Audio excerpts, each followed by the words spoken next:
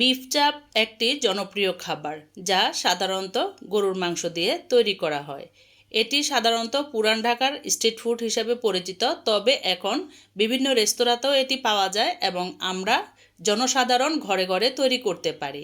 Hello everyone, আসসালামু আলাইকুম।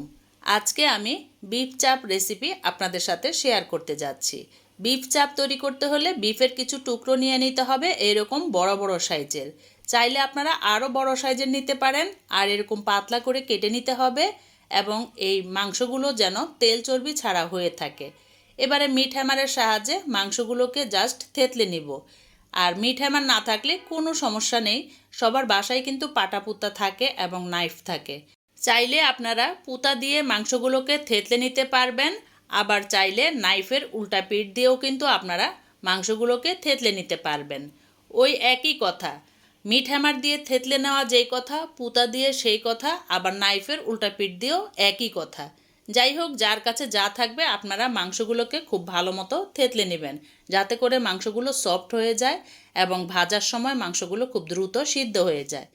চাপ তৈরি করার জন্য এবারে আমি কিছু মশলা নিয়েছি বড় এলাচ, তেজপাতা, দারুচিনি, ছোট এলাচ, লবঙ্গ, কাবাব চিনি, গোলমরিচ, স্টার অ্যানিস, আর নিয়েছি জয়ফল।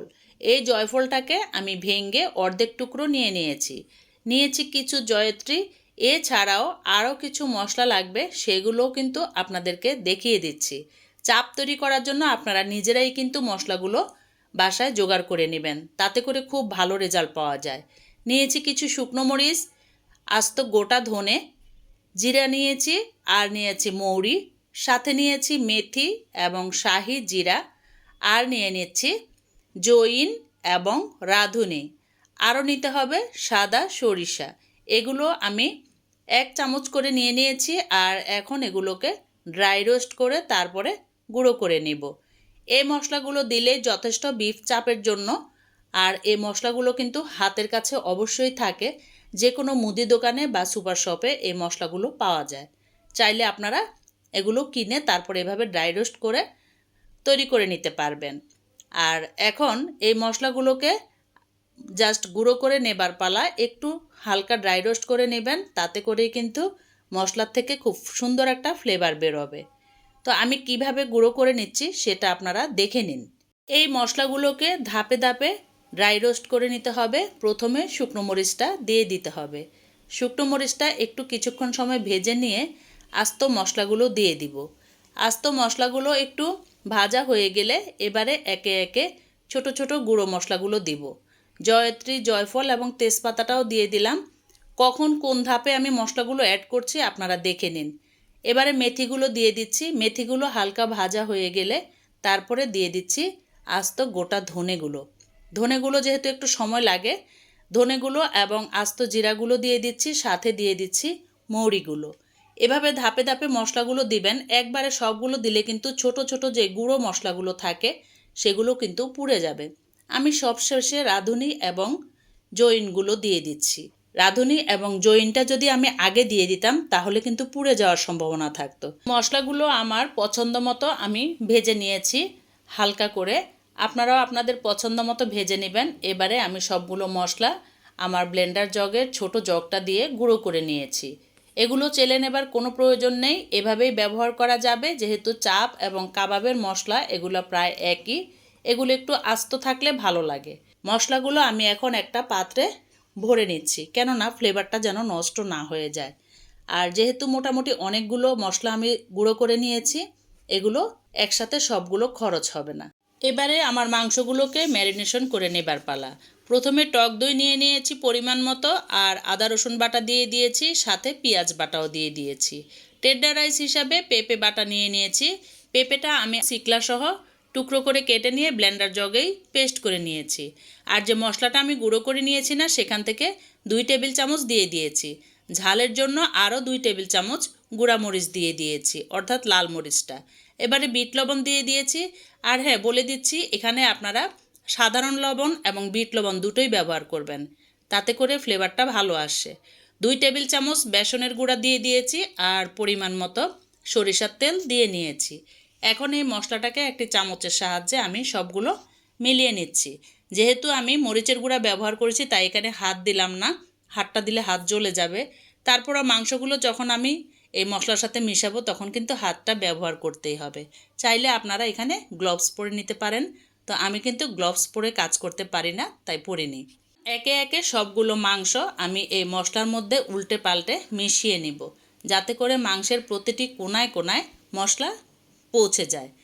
এভাবে মাংসগুলোর মধ্যে মশলা মিশিয়ে নিয়ে ম্যারিনেশন হবার জন্য পুরো রাতটা রেখে দিব। চাপ বা কাবাব বানালে আমরা কিন্তু আগের দিন রাত্রেই প্রিপারেশন করে নিব, যাতে করে মাংসগুলোর ভিতরে মশলা খুব ভালোভাবে পৌঁছায় এবং সিদ্ধ হয়ে যায় তাড়াতাড়ি। যারা রেস্টুরেন্টে খেয়ে থাকেন বা বাইরে স্ট্রিট ফুড খেয়ে থাকেন তারা হয়তো জানেন না, তারাও কিন্তু এভাবে আগের দিন থেকেই মাংসগুলোকে প্রসেসিং করে নেয় বা অনেক ঘন্টা সময় হাতে নিয়ে কাজগুলো করে নেয়। তো ম্যারিনেশন হবার জন্য আমি নর্মাল ফ্রিজে মাংসগুলোকে রেখে দিয়েছিলাম সারা রাতের জন্য। এবারে পরদিন চলে এসেছি। এই বিফ চাপের সাথে আমরা কি দিয়ে খাবো সেটাই আজকের হলো মূল কথা। আমি আজকে লুচি দিয়ে খেয়ে নেব। তো লুচি তৈরি করে নিচ্ছি। লুচি তৈরি করার জন্য দেখতেই পাচ্ছেন ময়দা নিয়ে নিয়েছি, সাথে আমি তেল এবং লবণ দিয়ে ময়দার ডোটা তৈরি করে নিচ্ছি। তেল এবং লবণ দিয়ে প্রথমে শুকনো গুঁড়োটাকে হাতে মাখিয়ে নিয়েছি। এবারে কুসুম গরম পানি দিয়ে লুচির জন্য ডোটা তৈরি করে নিচ্ছি। এটা কম বেশি সবাই পারেন। চাইলে আপনারা এখানে পরোটা দিয়েও খেয়ে নিতে পারেন বা নান রুটি দিয়েও খেয়ে নিতে পারেন। আমি আজকে লুচি দিয়ে খেয়ে নিচ্ছি, তাই আমি লুচির রেসিপিটা আপনাদের সাথে এই ভিডিওতে শেয়ার করে দিচ্ছি। আর এই যে দেখতেই পাচ্ছেন ময়দার ডোটা কিভাবে তৈরি করে নিয়েছি। এখন আমার পছন্দ মতো ছোট ছোট লেচি কেটে নিচ্ছি আর লুচিগুলোকে বেলে নিচ্ছি। এটা আপনাদের ইচ্ছে অনুযায়ী আপনারা পছন্দ মতো ছোট বড় করে বেলে নেবেন। লুচি বেলার আগে অবশ্যই যেই পাত্রে আপনারা লুচিটা বেলে নেবেন, ফিরি অথবা এরকম বোর্ড আর বেলুন এগুলোতে তেল মাখিয়ে নেবেন, যাতে করে লুচিটা খুব সুন্দর বেলে নেওয়া যায়।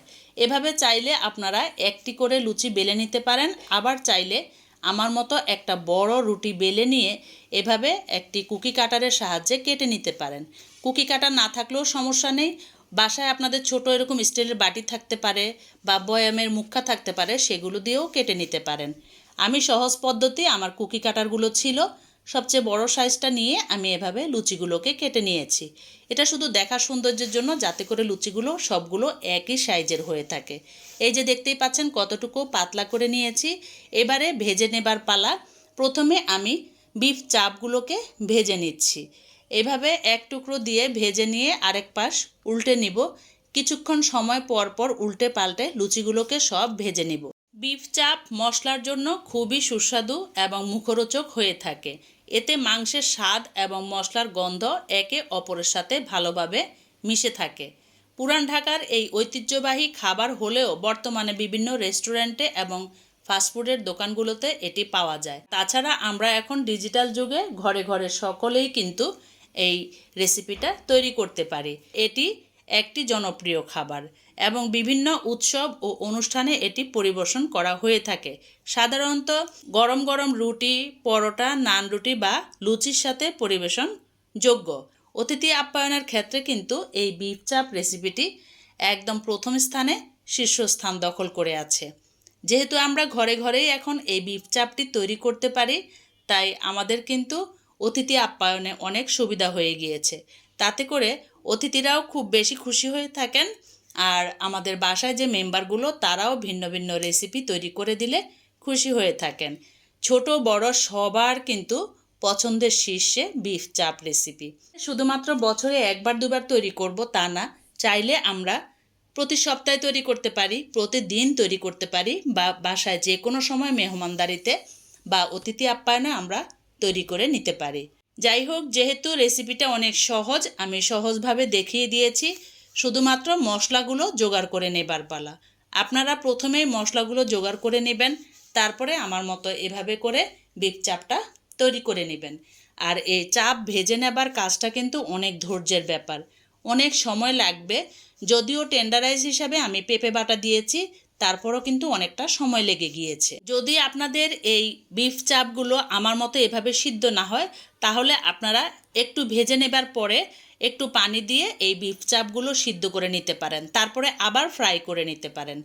যেটা আপনাদের সুবিধা হয় সেটাই করে নেবেন।